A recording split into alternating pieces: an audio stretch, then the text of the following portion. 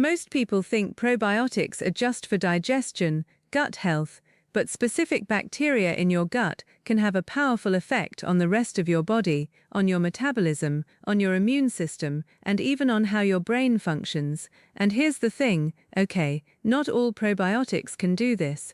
Not all probiotics are the same. You ever walk into a pharmacy and you see that massive wall of probiotics, and it is genuinely hard to know what to choose? I want to talk about 3 specific healthy bacteria that you can actually get as probiotics today. There are roughly 39 trillion bacteria living inside you. 3 of them are standouts, and I want to walk you through them because they've been studied in humans and they've shown real beneficial effects. This isn't a nice to have. This could be a must-have for your health and even your longevity. Let's start by talking a little bit about bacteria. Because when I went to medical school, I was taught that bacteria are bad because bacteria cause disease. Well, it turns out that most of the bacteria we encounter in our lives are actually beneficial, and these bacteria are partly responsible for our health in the first place. More than a century ago, a Nobel Prize-winning scientist named Elie Metchnikoff observed that people who ate fermented foods, things like yogurt, specifically he was looking at Bulgarian monks who seemed to get really old and really healthy all at the same time. They lived longer, healthier lives. He proposed that the reason they were able to live longer and healthier is because they were eating beneficial bacteria in their yogurt, and that was responsible for their longevity. So that is a little bit of history, and it goes way back. But here's where it gets really interesting. Modern science gives us an explanation of what might actually be going on, because we can now identify specific strains among those 39 trillion bacteria that live in your gut. And honestly, we're just at the tip of the iceberg. We're only beginning to identify the specific strains that can be genuinely beneficial. And once we know these strains, we can grow them up in the lab, we can study them, and we can also study their effects in humans, particularly when you make them into probiotics, and that is really important. This is an entirely new frontier of modern medical research, the study of the microbiome. Now from all of this, we're learning something really important, which is that not all probiotics are created equal. You ever go to a drugstore or a health food store and you look at that huge wall of probiotics? It is really hard to know what to choose because they're all different, the strains, the dose, how it's actually manufactured, okay, and whether it's been studied in humans. These are all factors that are incredibly important to consider when you're trying to identify a probiotic that you actually want to put inside your body. Does it have a meaningful effect, or is it just marketing? And just like with any product you want to put inside your body, quality matters. You want to know the manufacturer. Does the company making this probiotic have a good reputation? Are they transparent about how they actually produce it? Have they ever had a warning issued to them by the FDA? These things matter for safety. And then knowing the bacteria, knowing the quality of the manufacturer, you want to know, does it actually work? Is there any clinical evidence that it works? This is what I always go for. I look for the human evidence. Alright, so let's take a look at 3 specific bacteria with benefits that I'm going to call out today. Are you ready? Let's go. The first bacteria that you can get as a probiotic is called Akkermansia. You may have heard me talk about this one before. The full name of the bacteria is Akkermansia muciniphila. Now this is a healthy bacteria that naturally grows inside your gut, your lower gut, okay? And it is a pretty newly discovered bacteria. Honestly, scientists only discovered it in 2004, which means it's a recent breakthrough, and we're still learning what this specific healthy bacteria does. But here's what we already know. Akkermansia lives in your colon, that's the lower part of your gut, and it lives right alongside the lining of your intestines, where it feeds on a normal healthy layer of mucus that your gut produces. Now why does your gut produce mucus in the first place? You want food and digested stool to slide smoothly down through your gut, so there's normally mucus there. Akkermansia lives there and feeds on this mucus. Now what does that mucus do? The mucus actually protects the barrier of your gut lining, and this is really important. When the bacteria eat the mucus, it's a signal for your gut to make more mucus. More mucus means more protection for the gut barrier, so this is one of the many roles of Akkermansia. It helps to protect your gut barrier. Now why is the gut barrier so important? Think about it this way. The gut is essentially like a garden hose, okay? It's a tube, and inside that tube is all of your digested food that is ultimately going to turn into stool. Now imagine a garden hose. Whatever water you put through it is going to come out the other end, just like our gut does. But imagine if the lining of that garden hose wasn't intact. Imagine you had a leaky garden hose. You take a nail and you puncture a bunch of holes in it. Now what happens when you put fluid through? Stuff leaks out. Same deal with the gut. If you have leaky gut, the cells that are keeping the integrity of the lining of your gut actually loosen up. You get little holes, and what happens? Stuff leaks out. When stuff leaks out of your gut, particularly your lower gut, that's digested food on its way to becoming stool.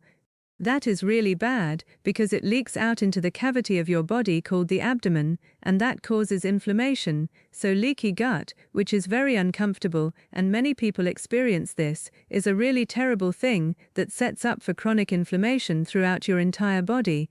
So Akkermansia, one of the most important things it does, it eats the mucus your gut produces. The gut responds by making more mucus, which protects the gut lining. No gut leakage means lower inflammation. The other thing Akkermansia does is it actually communicates with your immune system. 70% of your immune system actually lives inside the wall of your gut, inside that garden hose. So in addition to helping to keep the gut sealed tight, Akkermansia helps to support and activate your immune system. And this is turning out to be very important in the fight against cancer, because your immune system plays a pivotal role in keeping you healthy when you don't have cancer. It's actually conducting surveillance, patrolling your body like a cop on a beat in a quiet neighborhood, looking for any signs of trouble. And trouble in this case would be cancer cells, microscopic cancer cells that might be growing and lurking around. Akkermansia talks to your immune system and helps it conduct that surveillance, looking for the bad guys. And by the way, when your immune system actually needs to ramp up against cancer, Akkermansia plays an important role. But first, can you actually grow your own Akkermansia? The answer is yes. Akkermansia thrives when you eat certain foods that contain polyphenols called L-argitannins. These L-argitannins, you find them in foods like pomegranates, Concord grapes, cranberries, and walnuts, for example. Food is medicine. These L-argitannins help prompt your gut to secrete more mucus, which the Akkermansia eats, which then stimulates more mucus, which protects the gut, and feeds more Akkermansia. And basically this is one way you can grow your own Akkermansia. You can eat foods that will support it. Now how did Akkermansia really enter the limelight? It's basically from cancer researchers, and the research on Akkermansia and cancer is literally jaw-dropping. In fact, when I heard it, my jaw dropped. One of the world's leading researchers on this, Dr. Lawrence Zittvogel, who works in Paris at the Institut Gustave Roussy, was studying cancer patients being treated with immunotherapy. This is not chemo. These are cancer treatments that rely on your own immune system, that activate your immune system to go after the cancer. So in a way, it's you treating you. It's kind of the most natural way to defend and treat cancer. And what she found is that those cancer patients who had higher levels of Akkermansia in their gut were more likely to respond to treatment. And those who didn't have any Akkermansia were unlikely to respond. This is not nice to have. This could be a must-have. This could be the difference between life and death. The specific immunotherapies that have been studied are called immune checkpoint inhibitors. It's a class of immunotherapy. I will do a separate video about immunotherapies at some point. But again, Akkermansia is a critical gut bacteria that helps our body, helps our immune system ramp itself up, so that when you get immunotherapy, specifically checkpoint inhibitors, it helps your immune system go after the cancer. We're not done yet with Akkermansia. Akkermansia also affects your metabolism in a beneficial way. It produces short-chain fatty acids called propionate. That's one of the short-chain fatty acids, also called SCFAs.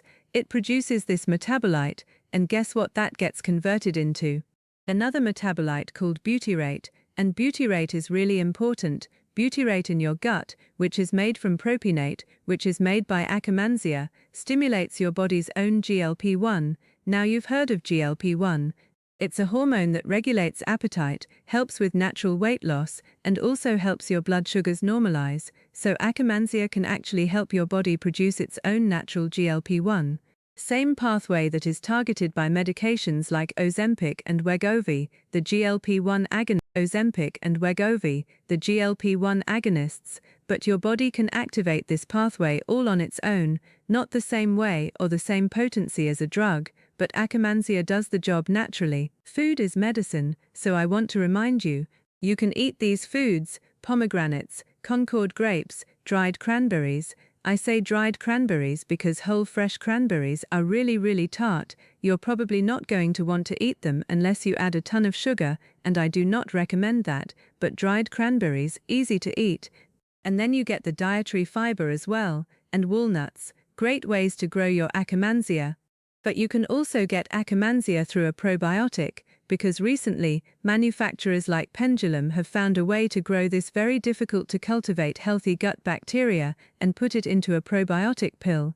I actually take it myself, but I also eat the foods to amplify things. Most people don't realize how specific the microbiome really is, and how much it can influence your metabolism, your immune defenses, your cancer defenses, and even your brain function. So if you want to understand how to use the science, stay with me, because this is what I break down here. How gut bacteria and food as medicine can be useful for your overall health and longevity, and I'm Dr. Marie Clark. Alright, second bacteria I want to talk about, called Lactobacillus plantarum, plantarum. Now this is a probiotic as well. It's a member of a large family of beneficial bacteria called lactobacilli. In fact, it's one of the best-known healthy bacteria strains. You can almost certainly find Lactobacillus plantarum in your whole yogurt. Now there are a lot of different types of lactobacillus, and all of them have their own kind of superpowers for your gut and your health. But specifically, Lactobacillus plantarum has been shown to have some very specific benefits. Number 1, it supports the gut environment. And by the way, when you have it as a probiotic, it will survive stomach acid. You eat it, it will make it all the way past your digestive enzymes into your lower gut, where it does its job. Now this is where things get exciting, because Lactobacillus plantarum has been shown to produce a substance that was discovered called plantaricin. Plantaricin is a natural antibiotic that can modify and help shape the makeup of your gut bacteria. So this probiotic produces an antibacterial that shapeshifts your gut bacteria, and the overall neighborhood becomes healthier. Where else do you get Lactobacillus plantarum besides yogurt? You can often find it in fermented foods like sauerkraut, kimchi, fermented olives, which is a traditional Greek way of preparing olives to eat. But this video is about probiotics, so I want to tell you about a specific strain of plantarum called PS128, Lactobacillus plantarum, PS128, because this specific strain, as a probiotic, has been studied and shown to have beneficial effects on brain health, which I think is really remarkable.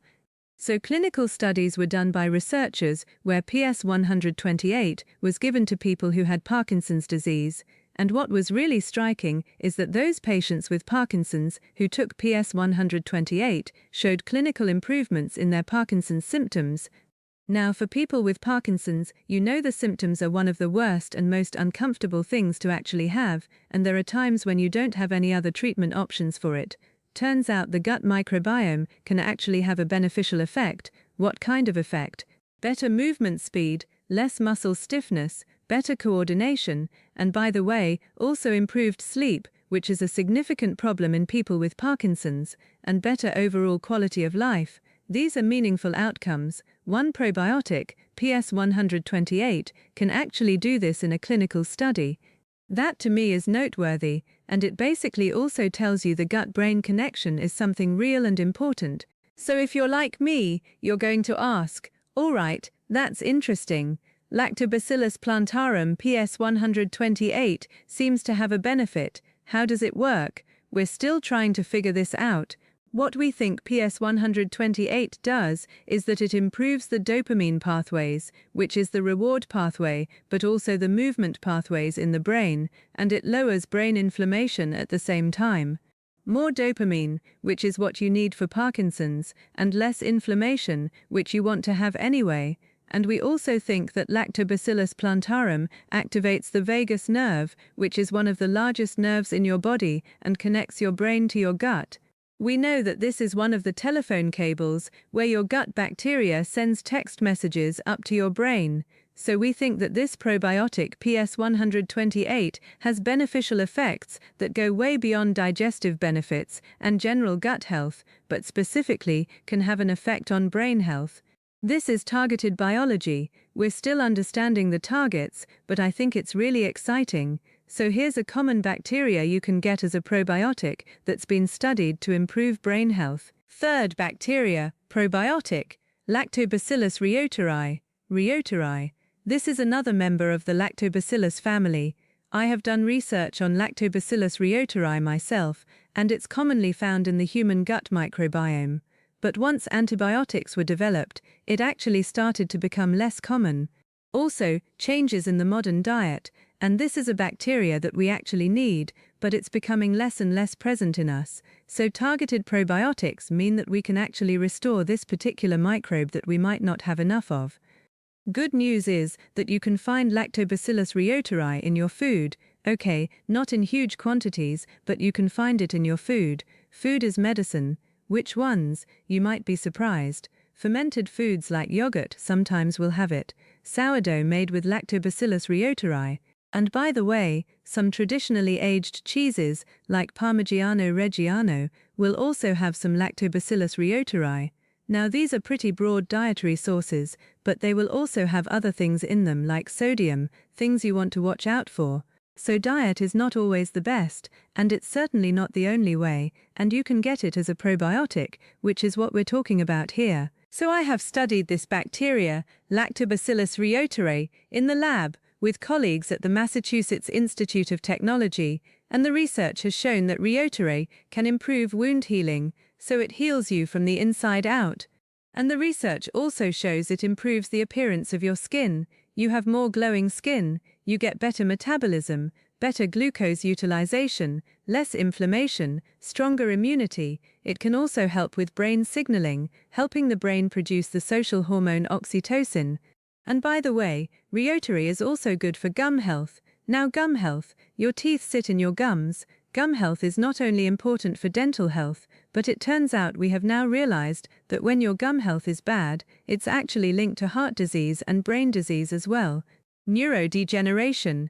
So good gut means starting in your mouth, good gums mean good heart, and good brain, really, really important. So you don't want to have gingivitis, which is inflammation in the gums, and Lactobacillus reuteri can lower gum inflammation and improve overall gum health. In fact, randomized controlled clinical trials conducted in Europe and around the world show that Lactobacillus reuteri is actually a good targeted probiotic for lowering gum inflammation, for improving plaque on your teeth, and reducing bleeding from the gums in people who have gingivitis. So how does this work? Well, remember I told you about Lactobacillus plantarum producing an antibiotic? Well, guess what? Lactobacillus reuteri does the same thing. It produces its own natural antibiotic, called reuteri. Amazing, right? Bacteria produce an antibacterial. What that does is the good bacteria produces the antibiotic that suppresses the harmful bacteria on your gums, and it allows your body to rebuild a healthier ecosystem. Sounds pretty complicated, but really quite remarkable as well. Okay, so the next time you hear somebody talking about probiotics, you know the question to ask. What specific bacteria are you talking about, right? Some bacteria can influence your immune system and how it responds, some can influence your metabolism, and some can even influence how your brain functions.